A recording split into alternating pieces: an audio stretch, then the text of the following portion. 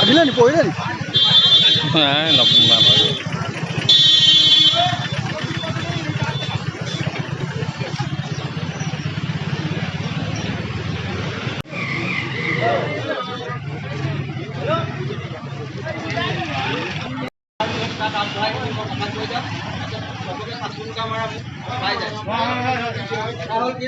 পাঁচটা দাবী সম্পূৰ্ণ আমাক মানিব লাগিব, নহ'লে আমি একো কাম নকৰিম। এইবোৰ নিজে আলোচনা কৰি লওঁ।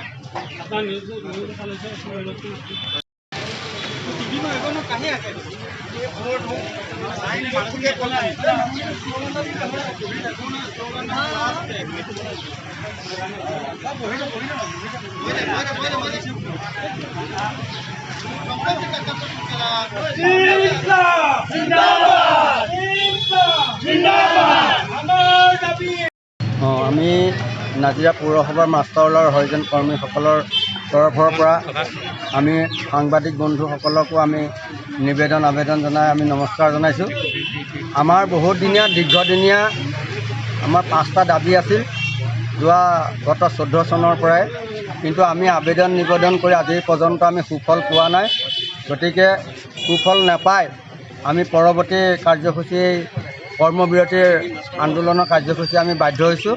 গতিকে এই পৰৱৰ্তী কাৰ্যসূচীয়ে যদি আমাক মহোদয়া আমাৰ এই 5 দফীয়া দাবীত তেওঁলোকে সহায় সহযোগ বা নবঢ়ায় বা আমাৰ প্ৰতি সহানুভূতি নেদেখুৱায়, তেতিয়াহ'লে আমি এই আন্দোলনটো এই কৰ্মবিৰতিটো অনিৰ্দিষ্ট কালৰ বাবে আমি আন্দোলন কৰিম বুলি আমি সকলোৱে সংকল্পবদ্ধ হৈছোঁ। আৰু লগতে নাজিৰাবাসী ৰাইজৰ সহায় সহযোগ আহ্বান কৰিছোঁ, বিচাৰিছোঁ।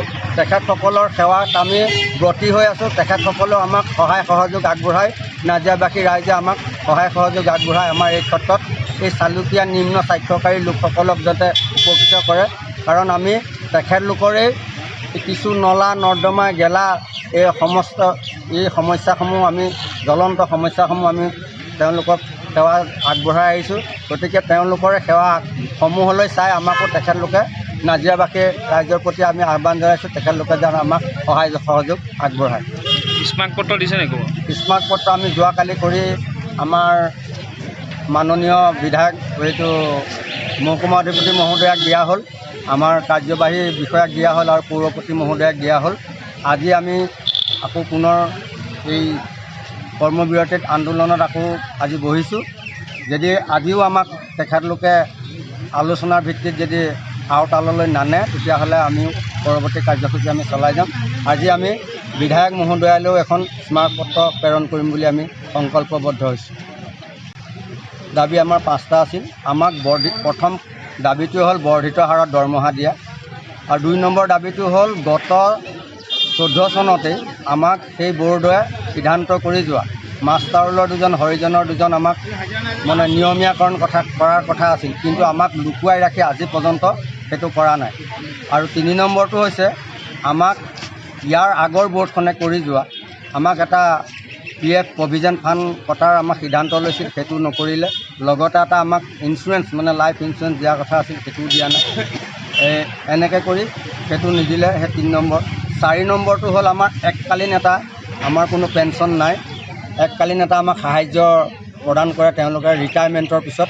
সেই সাহাৰ্যটো আমাৰ দেখা গৈছে যিসকল ৰিটায়াৰমেণ্ট হৈ যোৱা ব্যক্তিকো আজিলৈকে সেইটো দিয়া নাই, আৰু দিলেও কি কৰিছে সেইটো 3টা বা 4টা কিস্তিত দিয়ে। পইচা 20,000 বা 30,000 টকালৈ বৃদ্ধি কৰা হৈছিল এই যোৱা হেৰিয়াতে 20 চনৰ নে 19 চনতে।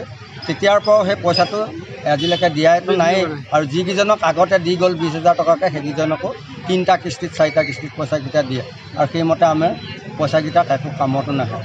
সেয়েহে আমি মহোদয়াক এই সংবাদ মাধ্যমৰ যোগেদি আমি আহ্বান জনাইছোঁ, আমাৰ দুখীয়া নিচলা এই লোকসকলৰ প্ৰতি সহানুভূতি জগাই আমাক যেন চকু মেলি চাই আমাক এই সেৱাৰ হেৰিয়াৰ পৰা বঞ্চিত নকৰে, তেখেতক আমি বিনম্ৰে প্ৰাৰ্থনা জনাইছোঁ।